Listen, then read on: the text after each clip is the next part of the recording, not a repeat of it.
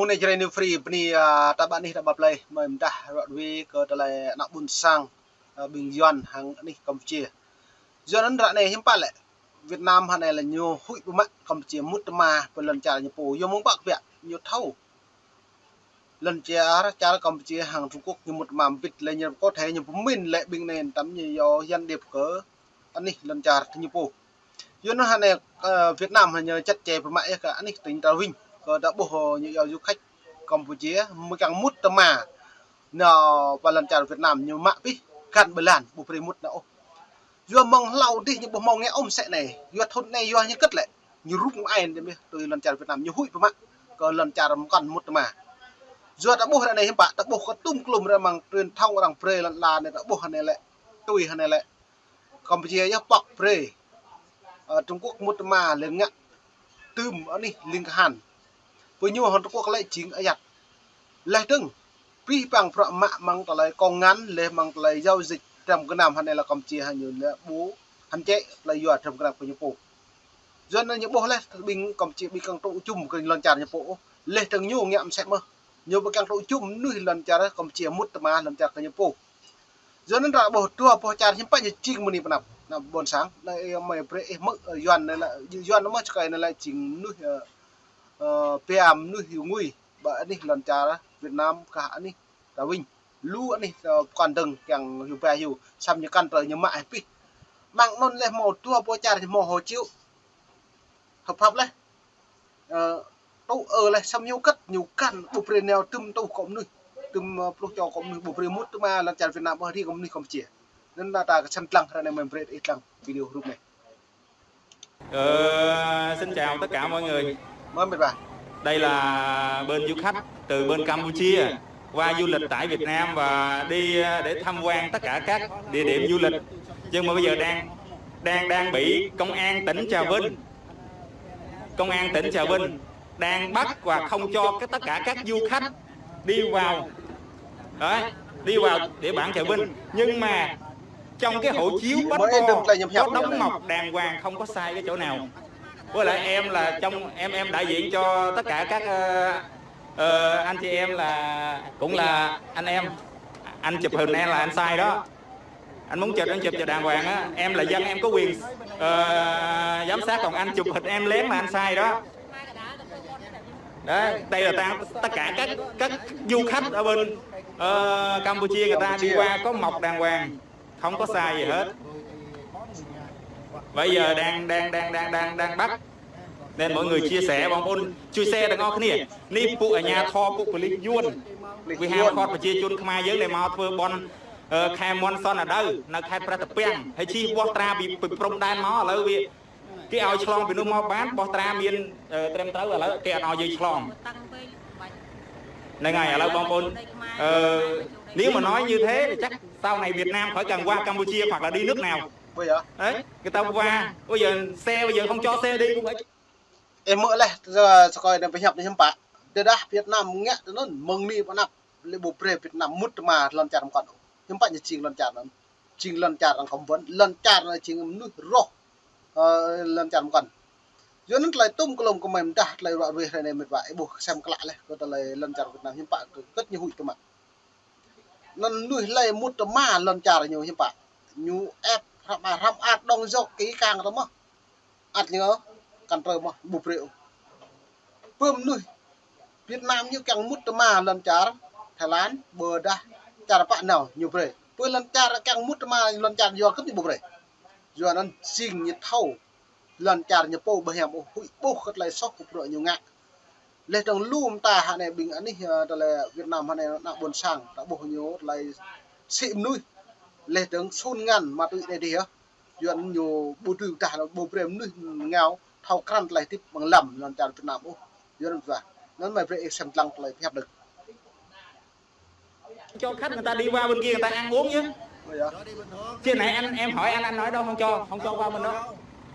Anh vừa trả lời em này em có video này anh chắc không nếu mà anh nói vậy thì chấp nhận. Bây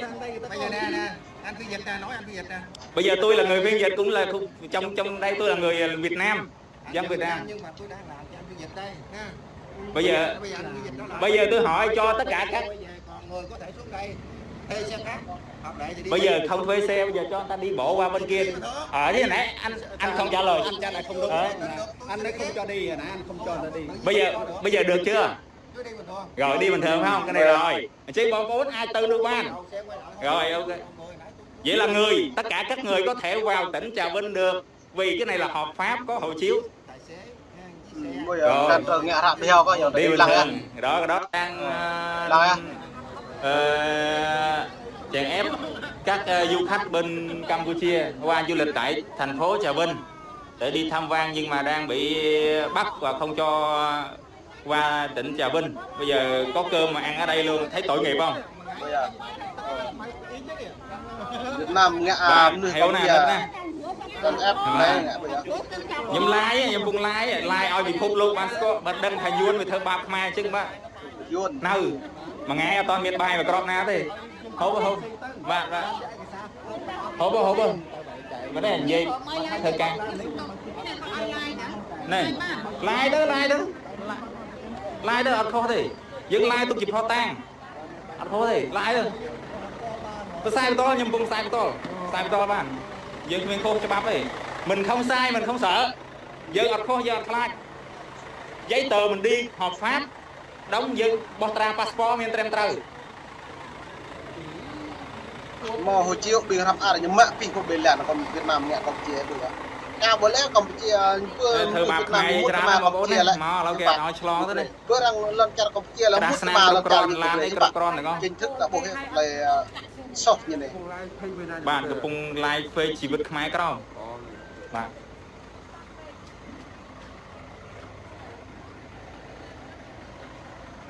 mình đâu có sợ gì, mình nói đúng, không có nói gì sai hết.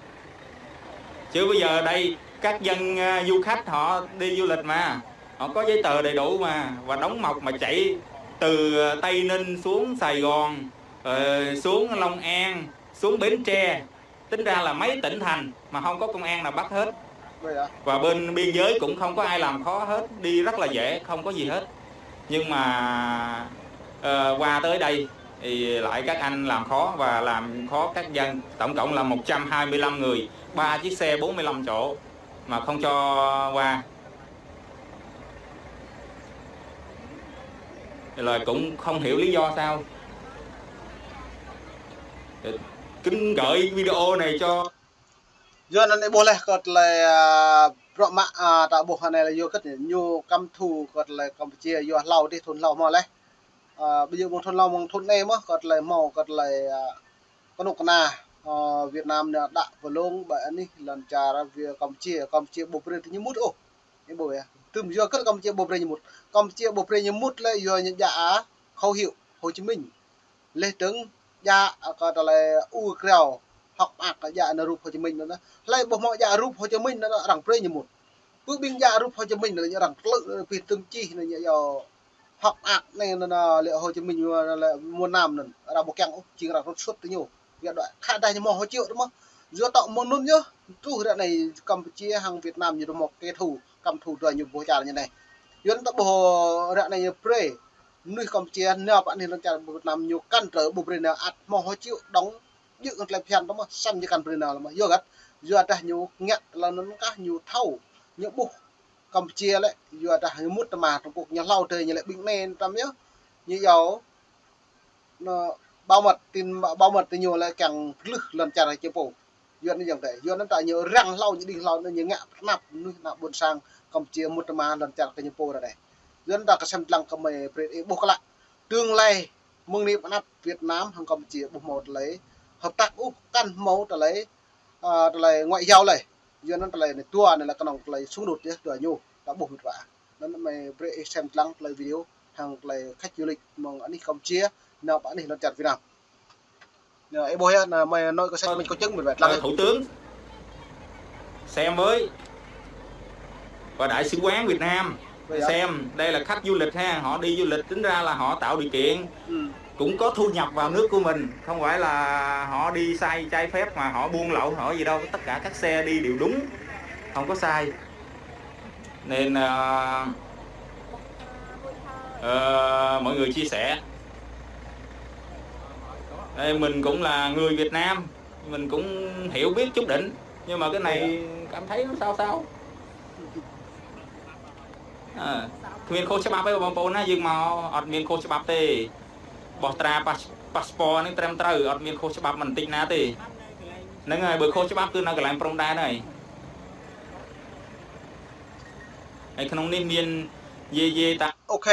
giờ nó mình đi vi bằng yang buôn sang hàng là khắp những bố lẽ lại mình đã tua bố lần chặt này hiếm bạn nhà trình ta xem lăng lại rung nắp lên từng cái nhiêu hàng bình duẩn hiếm bạn nhà trình nên ta mày nuôi phồm đã lại hình khắp thì mồm mình xem đến lăng tới bố về cái buôn sang ta với bình luận hiếm bạn còn lần chặt Việt Nam hàng lần chặt cô này một điểm nắp ta bố lâu trên trùng mong như rung hiếm bạn nuôi vì độ lần chặt Việt Nam mong nuôi Việt Nam độ và anh đi cara korang nap himpak teng lai katanya